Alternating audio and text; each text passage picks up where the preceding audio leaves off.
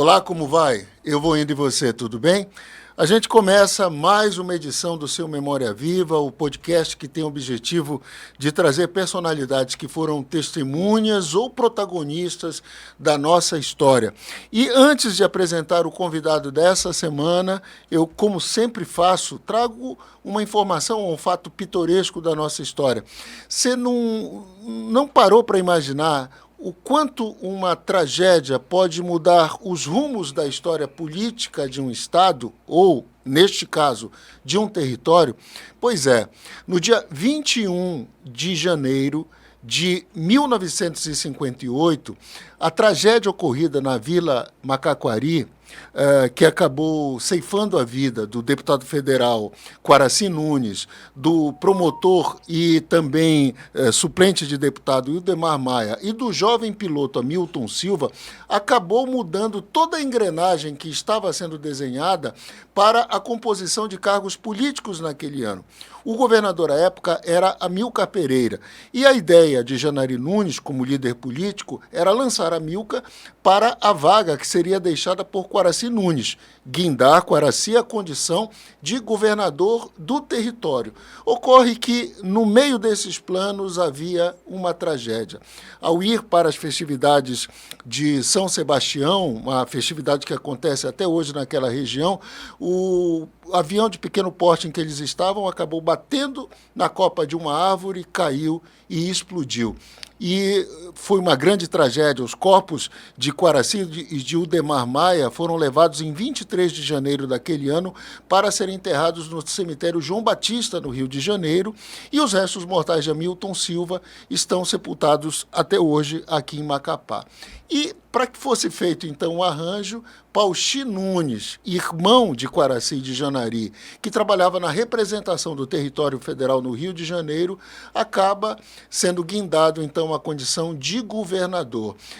Ele estava muito acostumado à burocracia, porque já atuava na representação do Estado no Rio de Janeiro, que era a capital, então, do Brasil. Lembremos que Brasília só vai ser inaugurada anos depois, por Juscelino. E aí, então, por conta dessa familiaridade, acaba sendo indicado para ser governador do território. Ele tinha, inclusive, uma fama de boêmio, gostava de fazer a sua política de porta em porta, e há um relato, inclusive, do jornalista Hélio Penafor, que me contou certa vez que a área onde está localizada a Praia do Araxá pertencia a Pauxi, onde ele realizava mensalmente algumas feijoadas à guisa de comemorar os aniversariantes do mês. Chamava todos os chefes de divisões, como hoje nós poderíamos classificar os secretários de Estado, e o interessante é que dessas feijoadas, das chamadas reuniões etílicas do Pauxi, saíam decisões importantes para o rumo do território daquela época. Bom, depois de contar a nossa história, a gente vai anunciar o nosso convidado, é o professor Paulo Fernando Batista Guerra, ele que foi deputado federal, ocupou também o Senado algumas vezes, porque foi suplente do senador e ex-presidente Sarney, secretário de Educação, conselheiro e presidente do Conselho de Educação, ocupou o governo do território do Amapá por algumas vezes, e eu suponho que o senhor deve ter frequentado as feijoadas do Pauxi também, né? Não, eu era muito jovem ainda, mas eu tenho um testemunho sobre isso. É que, àquela época, nós vivíamos uma situação de carência muito grande do fornecimento de carne. E confesso que nós nos ressentíamos, porque quando havia esses churrascos, naturalmente, muita da carne era exatamente levada para esses churrascos e deixando assim um pouco a gente desvalido, né, em relação o abastecimento da população em geral. Exatamente. Mas realmente, só aditando um pouco aí, o Pauxi, ele tinha esse perfil realmente, mas é preciso também considerar que, além das tratativas, digamos, de natureza administrativa, ele, já trazendo isso do Rio de Janeiro, ele era, assim, um fã incondicional, realmente, dos esportes em geral, e principalmente do futebol, né? Então, a época dele, ele era um estimulador, ele incrementou bastante o esporte aqui. E exatamente lá também, nos encontros de Fazendinha, havia algo que depois já ressurgiu há algum tempo, que eram as peladas, os jogos de futebol. Ele gostava de basquetebol, por exemplo, mas é um período que realmente ficou muito conhecido em razão desses converscotes, né? Desses encontros lá de churrascos. Aliás, essa questão da aptidão, né, aos esportes é quase que familiar, porque o sobrinho do Paul China, filho do Janari, já de saudosa memória também, foi durante muito tempo presidente da Confederação Brasileira de Desportos Aquáticos. Isso, exatamente. E remava também, né? Eles tinham realmente uma prática de esporte muito frequente. Professor Paulo, eu outro dia até fazia um comentário a seu respeito, estava numa roda de amigos, e inclusive o professor Almiro Abreu, professora Norma Iracema, foi sua colega no Conselho de Educação.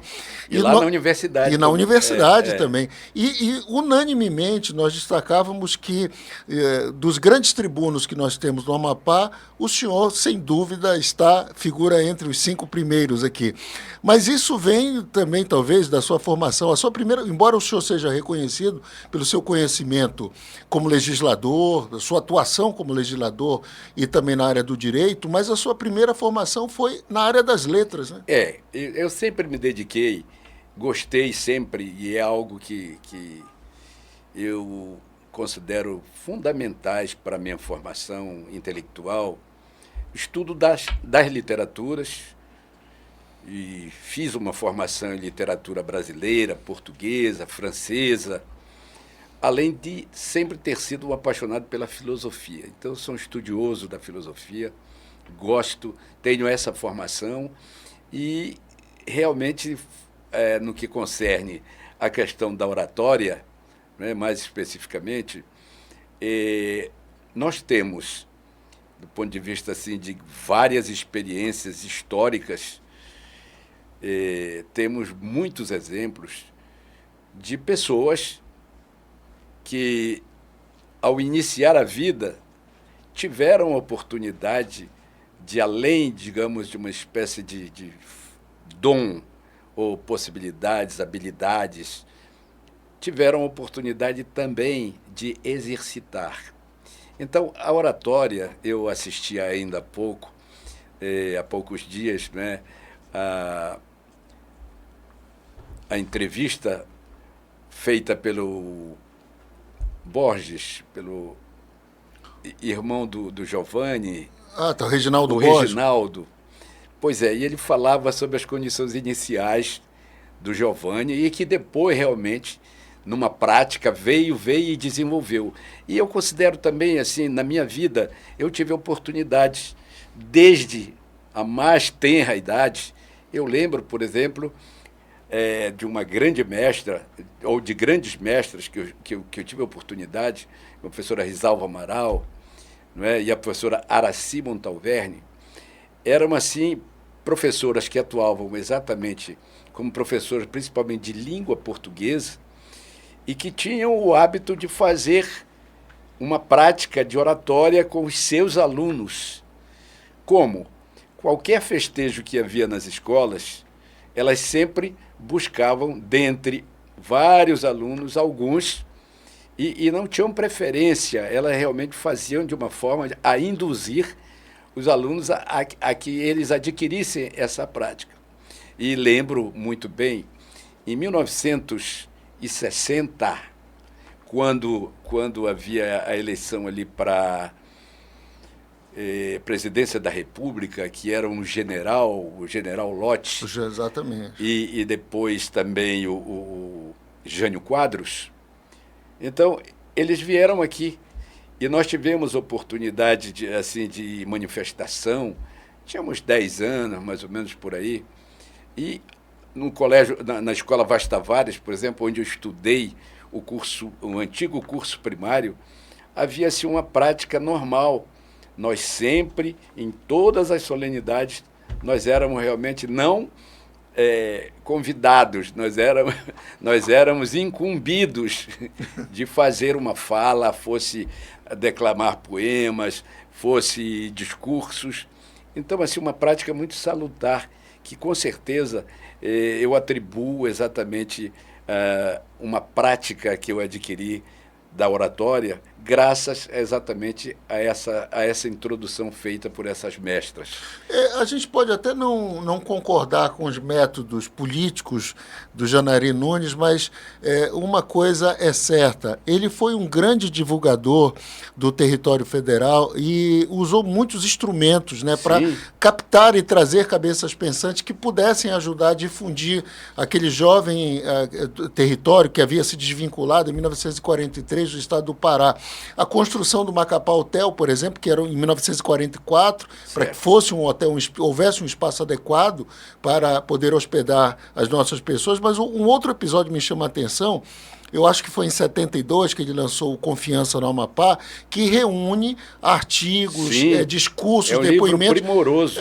Tem ali Menotti Del Pitia, tem Juscelino Kubitschek, as figuras mais representativas, Carlos Lacerda, inclusive, todos eles falando sobre o Amapá. As figuras mais representativas do mundo político e da intelectualidade também, porque nós tivemos aqui visitas de grandes historiadores, membros da Academia Brasileira de Letras. E aí nós tivemos realmente uma convivência. Outro aspecto, assim, referindo ao Janari Nunes, talvez até por causa da própria formação militar, mas ele era um homem que se dedicava muito a essa parte cívica. Então, valores onde, se havia alguma festa de uma data importante no contexto da nossa história, sempre havia aqueles programas chamados líteros musicais, onde havia exatamente essa parceria, a literatura e a música, não é? E ele usava exatamente os instrumentos de difusão, radiodifusora de Macapá, encontros também no Hotel Macapá, e outros locais onde havia possibilidade realmente, o Aeroclube, por exemplo, que era uma sede que era de aeroclube, mas era assim muito utilizada realmente para esse aspecto cultural. O senhor falou de personalidades, eu me recordei de um episódio aqui, em 1953, quando os restos mortais do Joaquim Caetano da Silva vieram em alguns navios da Marinha, vieram em dois baús, num baú vieram os restos mortais dele, no outro a terra, né, da sua cidade natal. E houve uma solenidade, estava presente o Barbosa Lima Sobrinho, né, que era grande jornalista da Associação Brasileira de Imprensa, fundador, né? E foi ali proposto pelo Janari a criação de um mausoléu, que infelizmente acabou não indo para frente, e até hoje os restos mortais estão guarnecidos lá no museu, mas que para a gente sentir um pouco como era o ambiente naquele momento lá. E aí eu acho que o senhor catalisa tudo isso, aí nos anos 70, depois da sua formação, acho que o senhor conclui o seu curso, o quê? 71, 73? 70, 71. Pois é. Aí a gente tem a eleição que chama a atenção do Antônio Pontes, que era o grande opositor do Janari. Naquele momento, o senhor já se sentia estimulado então, além de ser um pensador, um observador daquele momento político, de também ser um ator desse cenário político e concorrer? Ou o senhor achava naquele momento que ainda não era chegado o tempo? Não, aquele momento, realmente, a gente está despontando numa perspectiva, digamos, profissional, né? E graças a isso, graças a Deus, eu tive a oportunidade de fazer um curso superior. Saímos daqui, eu e um grupo mais ou menos de 30 e poucos, que foi o maior grupo à época, na sequência, né? Houve momentos aqui na história da educação do Amapá que 2, 3, 4 alunos que concluíam o curso médio iam fazer, né, graças a muitos esforços e tal, mas a essa época nós fomos já a maior turma saída daqui e que também foi o maior número de aprovados.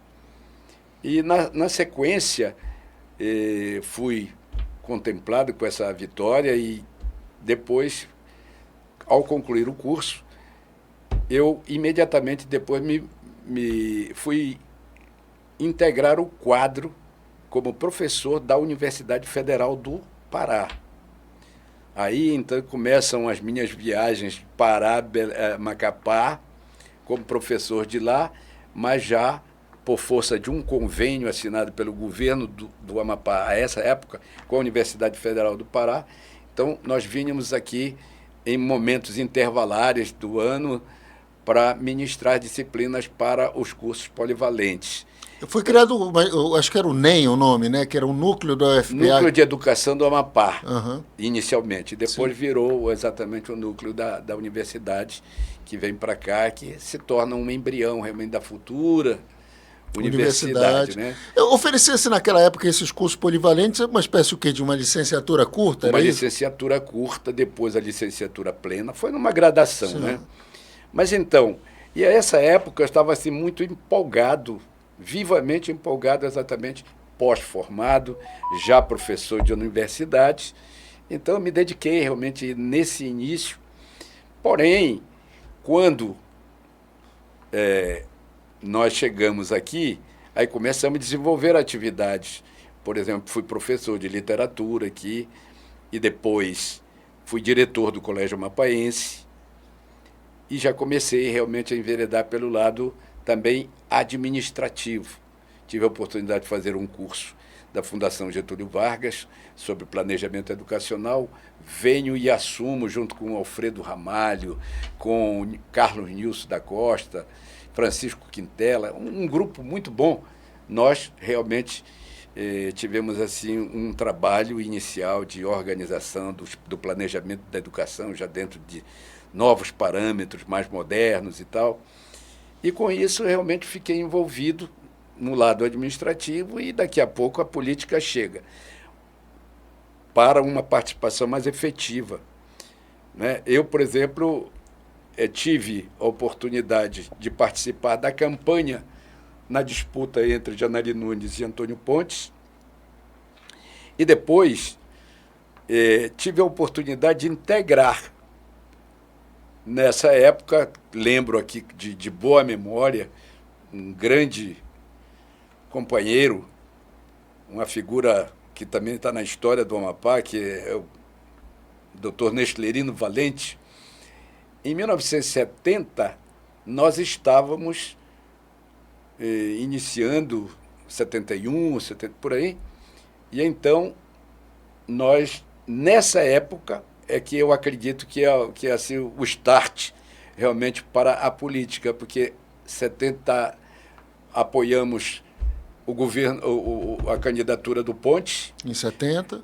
70 pelo PMDB, 71, 72, eu lembro que o Nestlerino era o primeiro secretário do MDB na época e eu era o segundo secretário do MDB, né?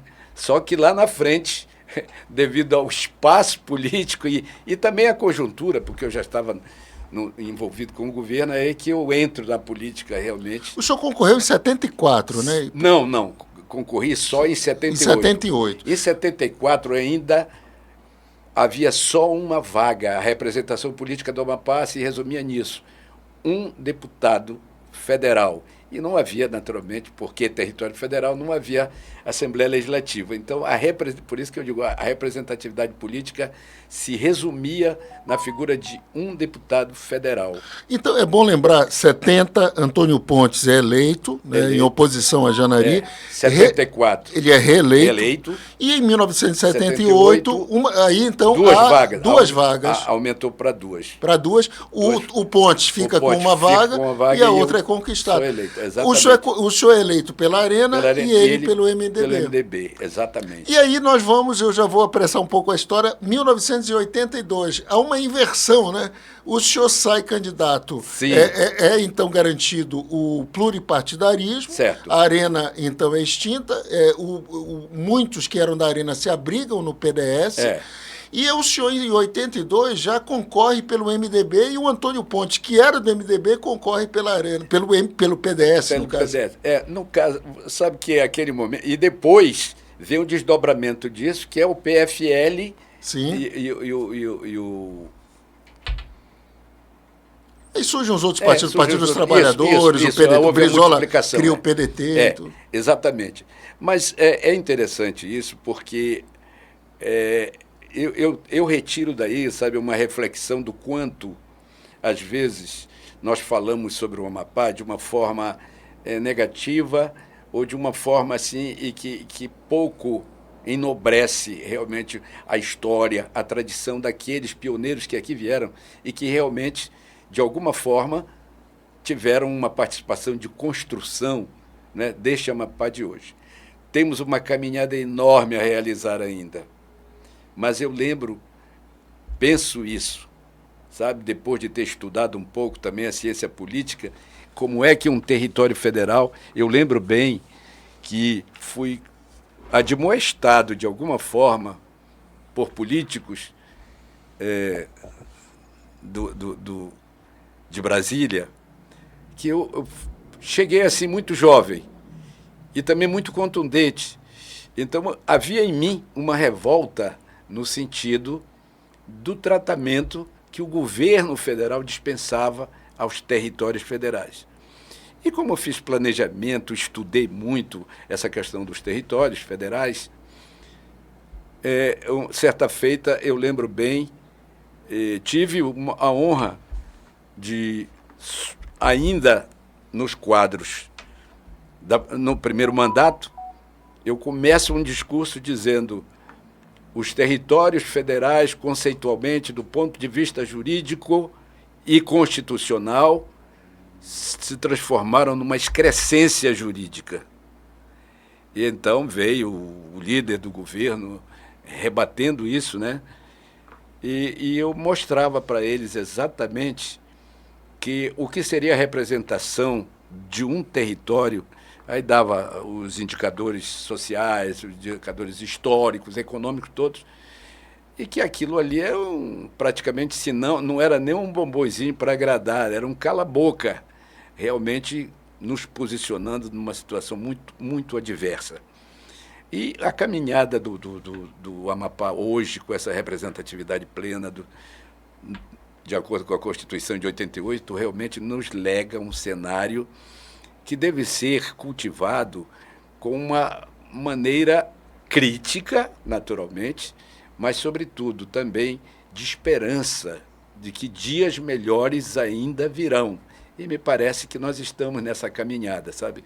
Assim, no sentido de que a gente vê, por exemplo, o desenvolvimento nos municípios, a nossa capital, o aporte de recursos, instrumentos de desenvolvimento socioeconômico, que realmente nos dão uma satisfação e um orgulho de ter, nessa trajetória, pelo menos de 70 ou 60 até hoje, termos realmente testemunhado os momentos críticos, percalços, adversidades, mas também temos encontrado assim um bom lenitivo para que nós possamos realmente decolar de uma forma definitiva, né, como um grande Estado com desenvolvimento social, econômico, com a participação realmente bem plural da nossa sociedade. Eu vou contar um segredo para o senhor.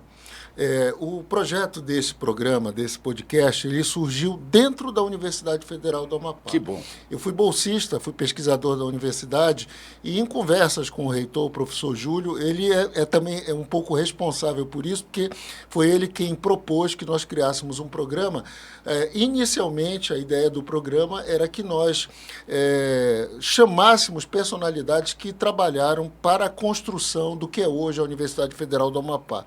E dessas personalidades que foram elencadas, professora Maria Sal, Giovanni Borges, autor do projeto, o senador Sarney, que era presidente à época, e o senhor, reitor da instituição, foram algumas das personalidades que nós linkamos. Infelizmente, não foi possível, terminou depois a minha bolsa, eu precisei cuidar de outros afazeres, mas eu guardei esse desejo no meu coração. E o casal, o João Figueiredo e a Jéssica Reateg, aqui da produtora, convidaram, eu mostrei para eles o projeto e eles resolveram encampar essa ideia e nós estamos aqui já numa outra vibe, não somente voltado para a questão da universidade, da história da universidade, mas de uma forma um pouco mais ampla. Mas eu fiz questão de, nesses primeiros episódios, e por isso eu insisti para que o senhor viesse. Eu agradeço muito. Porque eu acho muito importante, acompanho há alguns anos sua trajetória, tive a oportunidade de trabalhar com o senhor na universidade, quando o senhor implantou os polos de interiorização, né, o embrião do que hoje. Eu fico pensando, por exemplo, eu tive a oportunidade de ir no núcleo do Oiapoque, que era um polo de interiorização, e que hoje já há pelo menos 2 projetos, um na Câmara e outro no Senado, para transformar na Universidade da Fronteira. É verdade. E um projeto que começou na sua gestão. É verdade. E isso é muito importante, porque veja que, na verdade, o espectro que nós temos de uma unidade federada, com todas as limitações que nós víamos no Amapá, sobretudo condicionada por essa situação quase de isolamento que nós vivíamos. Eu espero que realmente nós ainda concretizemos essa nossa conexão mais efetiva com o resto do Brasil, mas ainda assim, com essas limitações, nós estamos vendo que é promissora, não é, essa visão do desenvolvimento do Amapá sobre todos esses aspectos. Eu fico muito feliz, tenho alguns amigos, por exemplo, na própria academia Amapaense de Letras, que são originários da universidade, hoje fizeram mestrado, fizeram doutorado, pós-doutorado, e alguns fizeram já o doutorado na nossa universidade. Quando, àquela época, como eu informava antes, historicamente, em 1970, nós tínhamos... Não, 1968, por aí, 67, nós tínhamos somente 38 professores no quadro efetivo do ex-território federal do Amapá. Então, uma limitação muito grande.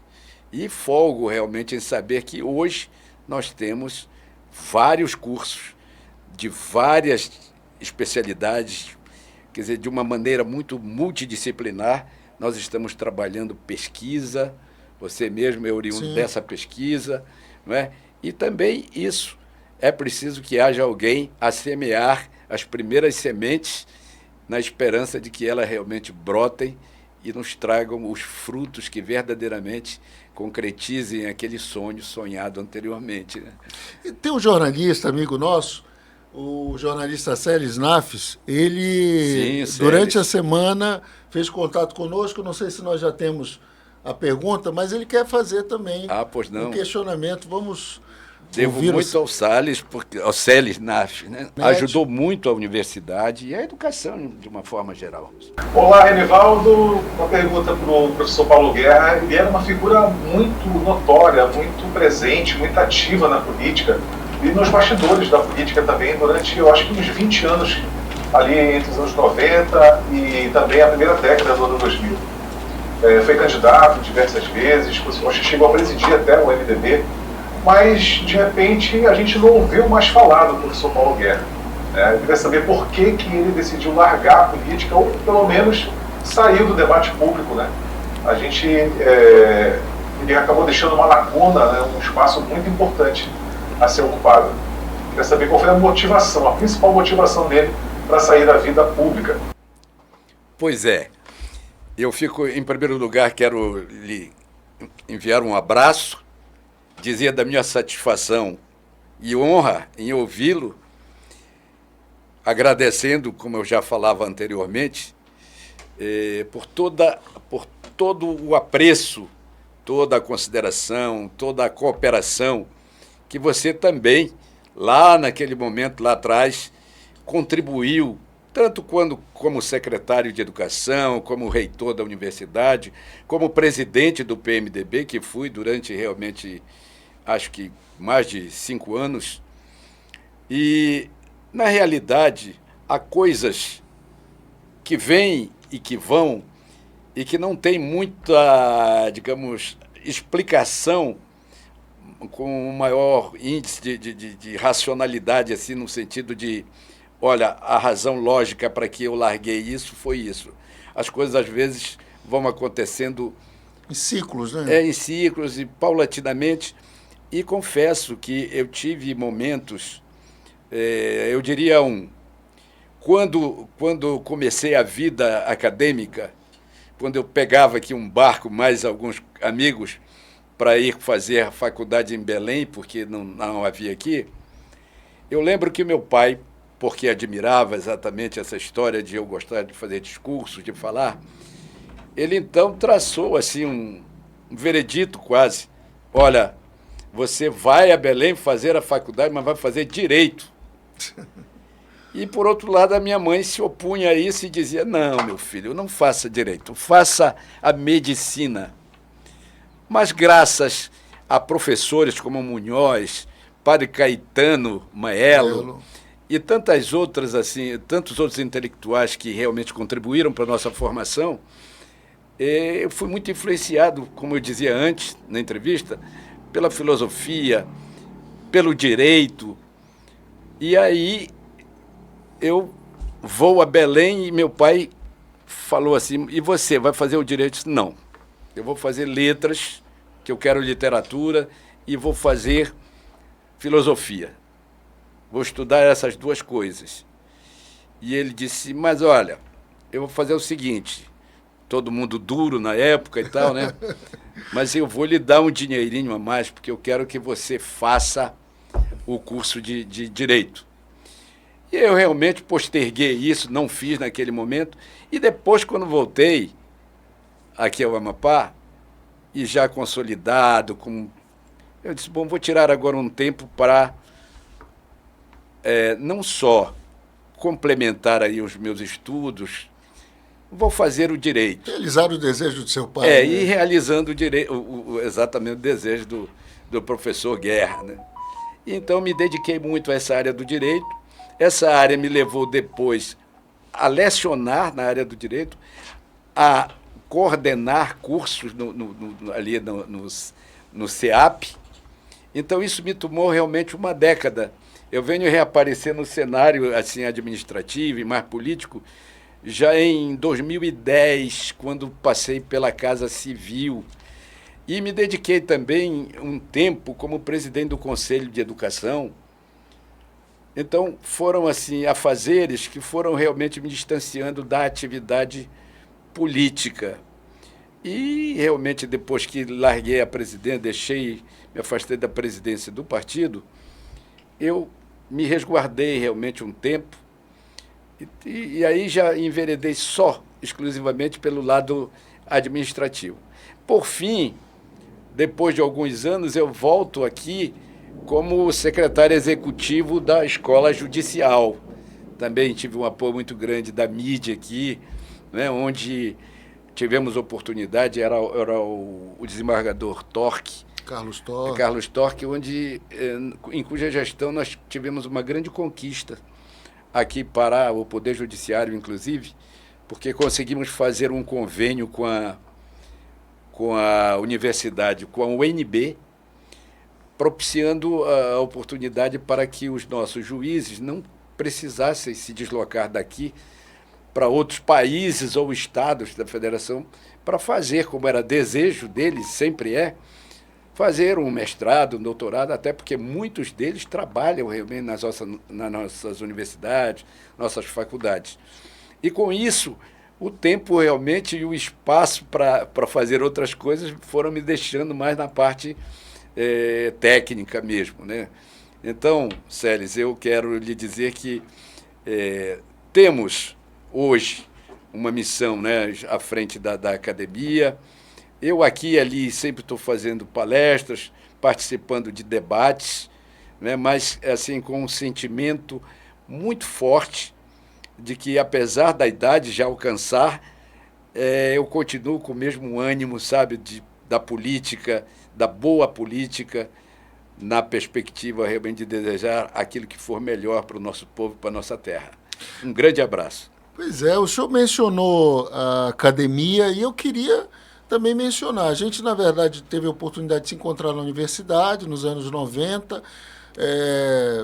acho que em torno de 2010, eu também atuo no serviço público, acho que o senhor estava na Casa Civil à época, Isso. né, do governo, do Estado, e lhe reencontro há alguns anos agora na Academia Amapaense de Letras, que no último dia 21 de junho completou aniversário. Exatamente. E o senhor atualmente é o presidente. Né? Exatamente.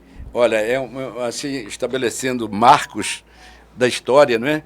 Quer dizer, o Amapá, criado em 43, e dia 21 de junho de 53, uma década depois, sob a inspiração de pioneiros, de figuras assim que realmente cultivavam as letras. E a literatura brasileira, ela tem uma característica.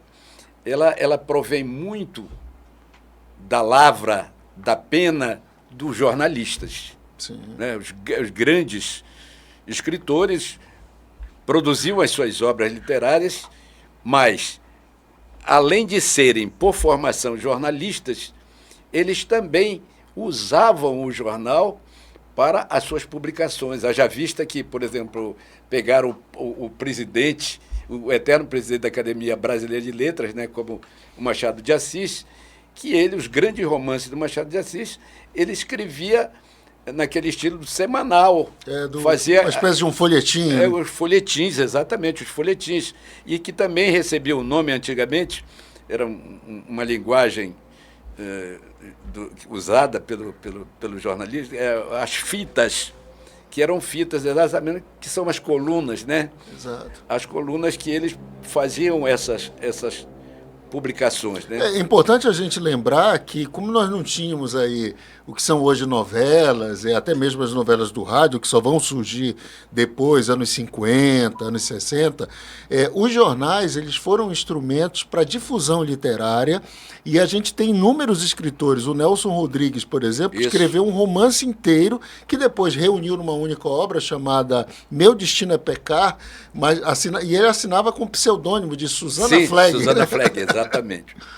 Ele é um exemplo também para isso. Mas então, voltando à academia, a academia tem uma história que começa exatamente em 1953, como eu dizia, graças a esses pioneiros que vieram ao Amapá, e também sob inspiração e decisão de uma efetiva participação do governo na figura do Coronel Janari Nunes.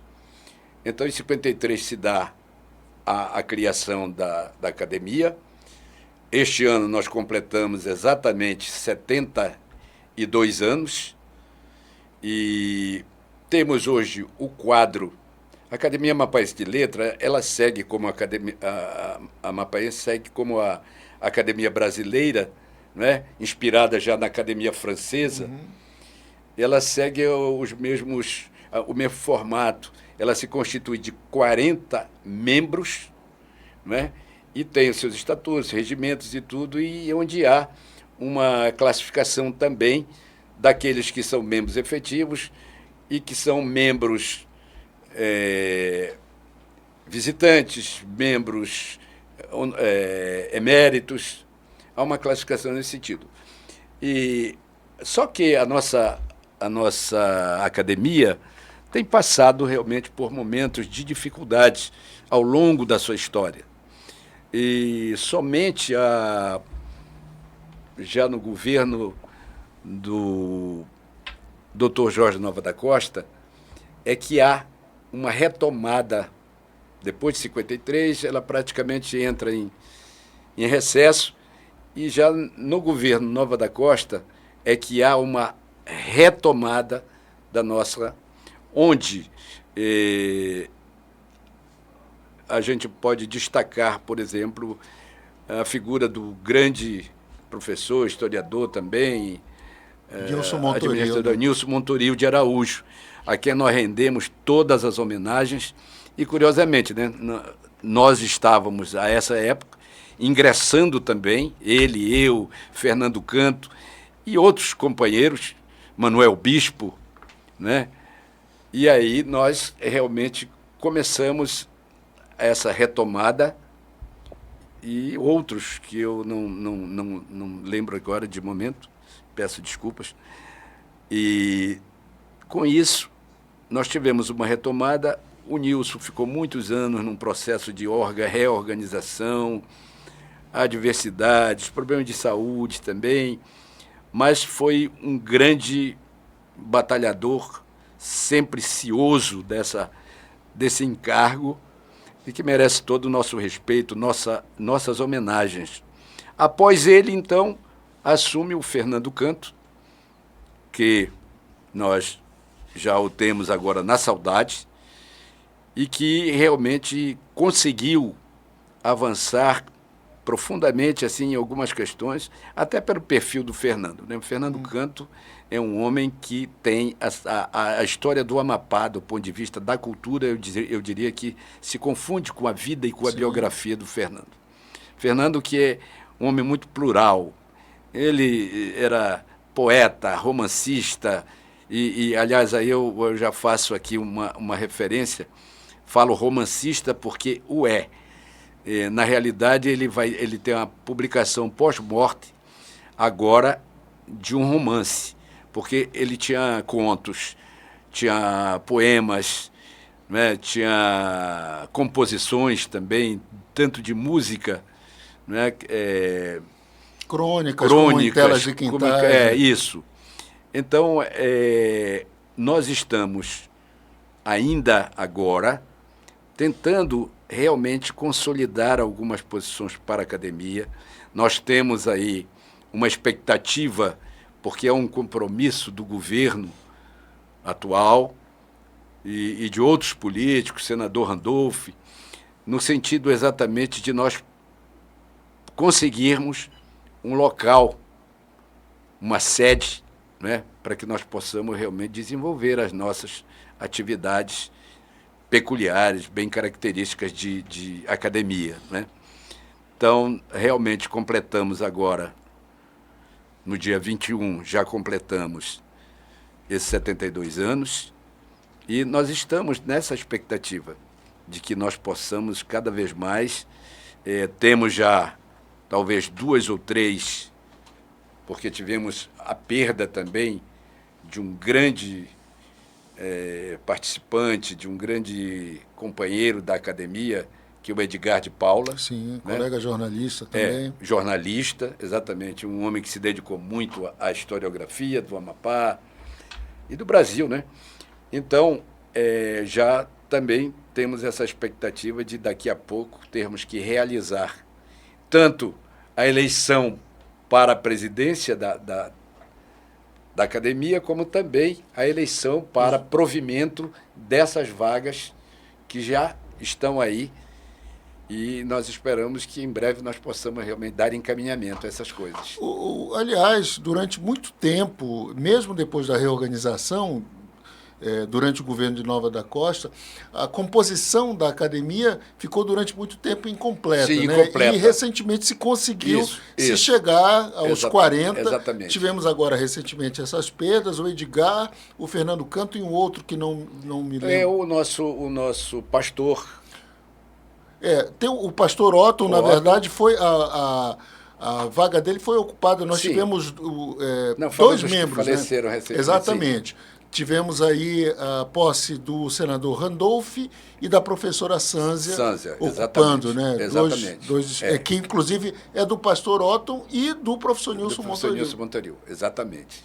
E nós vamos ter agora. O senhor faz parte também da Academia Maçônica de Letras? Sim, faço parte da academia. Já estive ocupando algumas funções, não é? E o Fernando também foi até oportuno você falar, porque o Fernando também foi presidente da Academia Maçônica de Letras, né? E outros companheiros, por exemplo, a Mauri Farias, né? Aliás, a Mauri Farias foi após a professora Deusulina, inclusive, exatamente. Integra, né? É uma das figuras uma das patronesses, né? Patronesses, exatamente, né? E nós estamos exatamente cuidando da nossa academia e esperando que, paulatinamente, também a gente vai incorporando novos valores que possam dar a sua contribuição, seu testemunho em favor da nossa cultura. Professor Paulo, para encerrar, Eu sei que o senhor tem muita história para contar e nos bastidores em off, o senhor não me autorizou a falar, mas eu, como jornalista, me sinto obrigado a revelar. O tempo, ele vai, infelizmente, fazendo adormecer algumas memórias, né? Certo. E despertando outras, a gente vai Isso. lembrando de episódios. O senhor tem guardado um livro de memórias ao longo dessa brilhante trajetória como político, como gestor educacional, como escritor? Pois é, eu tenho escritos e eu tenho escrito. Sabe, de vez em quando eu realmente vou tecendo essas memórias e eu espero que não muito longe aí a gente possa ter essa publicação, entendeu? Eu tenho pensado isso, assim como tenho um outro trabalho assim que vem me tomando um pouco do tempo. Se nós formos observar, há um desejo muito grande, e hoje a tecnologia nos permite isso, né, porque há vários caminhos para propiciar as condições de instrumentalização da escrita, e temos cursos de especialização para isso. Mas no âmbito da literatura, há algo que assim me fascina muito. É exatamente a questão do fenômeno criativo.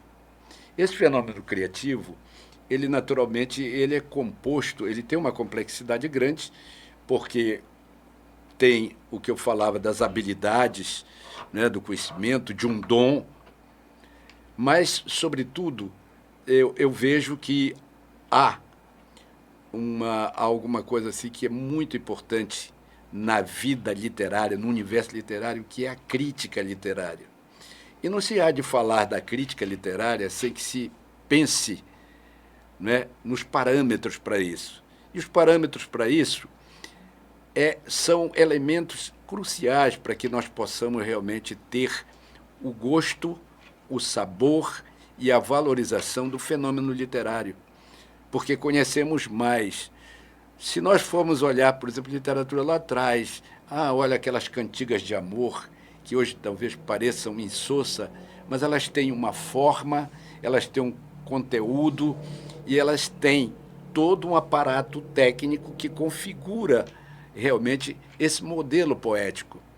Assim como hoje nós temos assim uma gama de títulos e às vezes a gente percebe que há necessidade de que nós tenhamos um balizamento disso. E isso vem pela crítica literária e vem pelos conceitos da teoria literária. Então, é algo que assim, me chama muita atenção. Assim como tem, digamos, no jornalismo, nós encontramos uma série de elementos que compõem o jornalismo, talvez seja uma das profissões, aliás, que eu entendo uma das mais complexas, né? Porque a gente vê, por exemplo, além da forma, do conteúdo, da notícia, aspectos de natureza social, antropológica, sociológica, psicológica, enfim, é muito plural.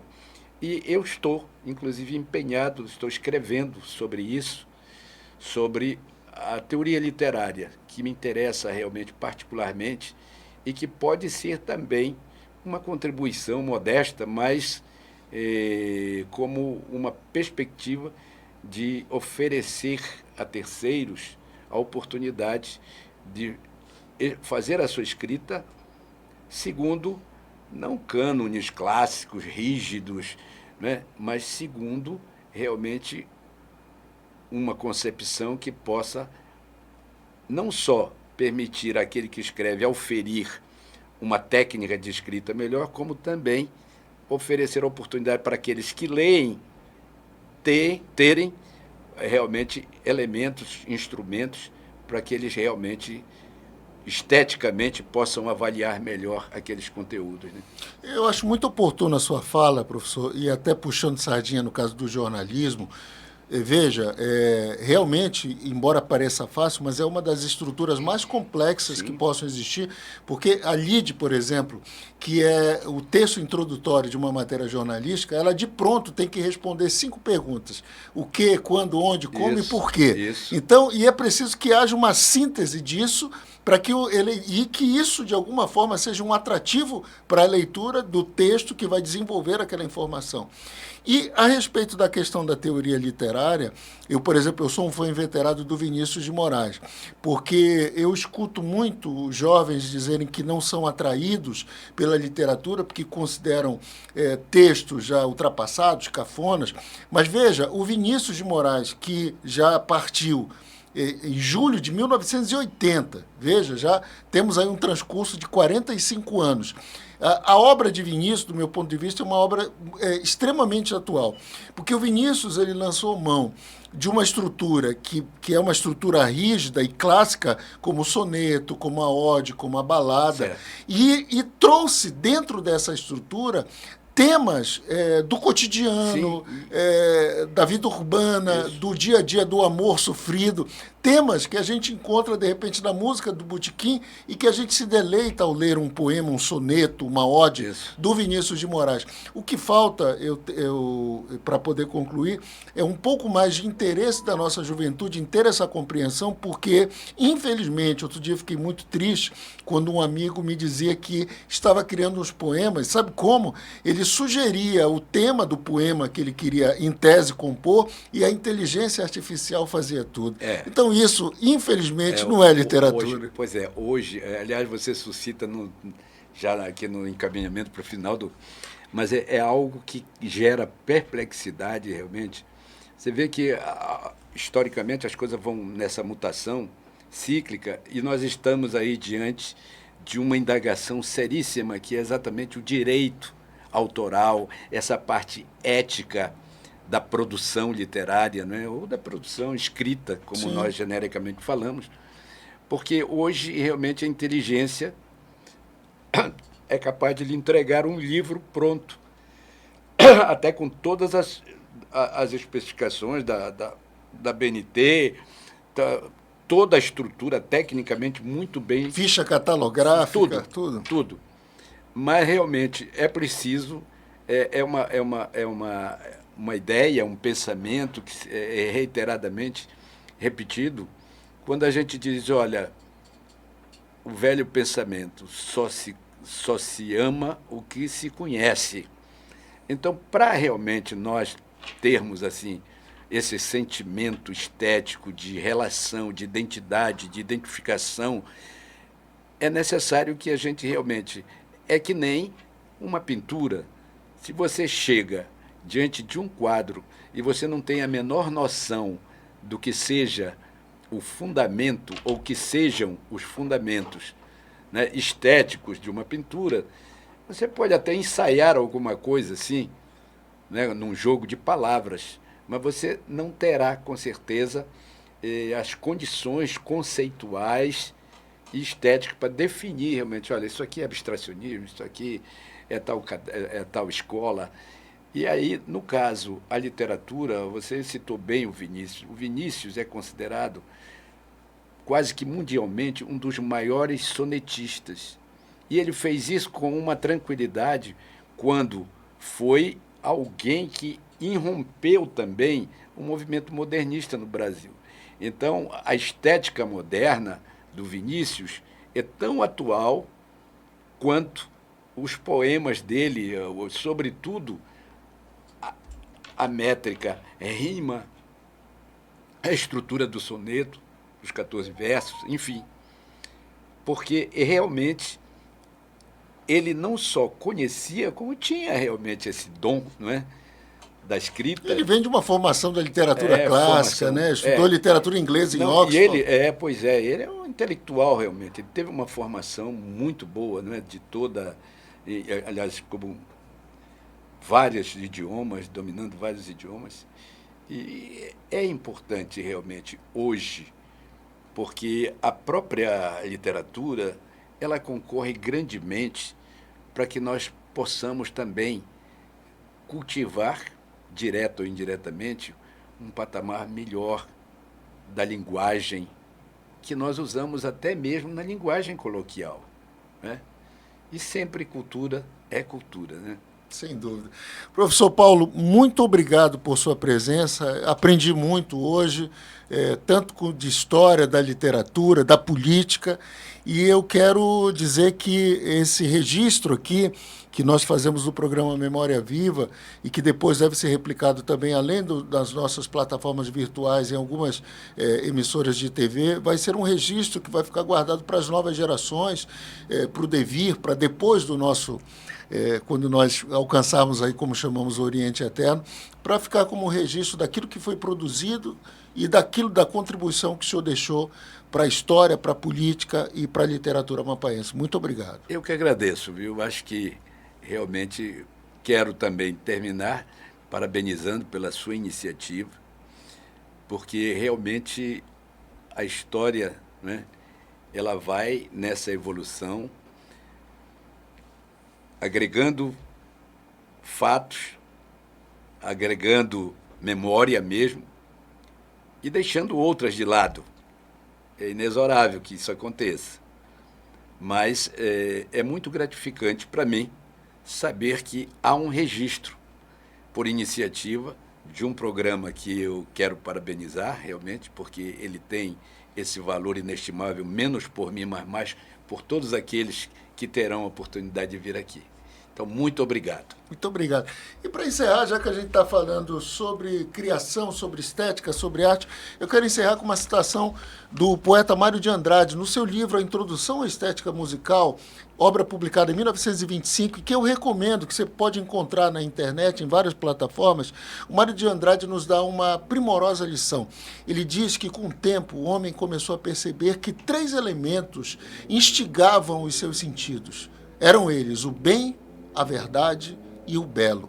E que a partir do momento que o homem teve essa percepção, com a sua mania de querer normatizar tudo, aí ele criou 3 ciências normativas para nos dizer o que é bom, no caso a moral, para distinguir o bom do mal, Isso. o bem do mal, a estética para nos dizer o que é belo e o que é feio, e a lógica, é claro, para distinguir a verdade da mentira. Para você, uma excelente noite. Muito obrigado por acompanhar o nosso programa. Semana que vem, na próxima terça-feira, no mesmo horário, a gente está de volta. Até lá.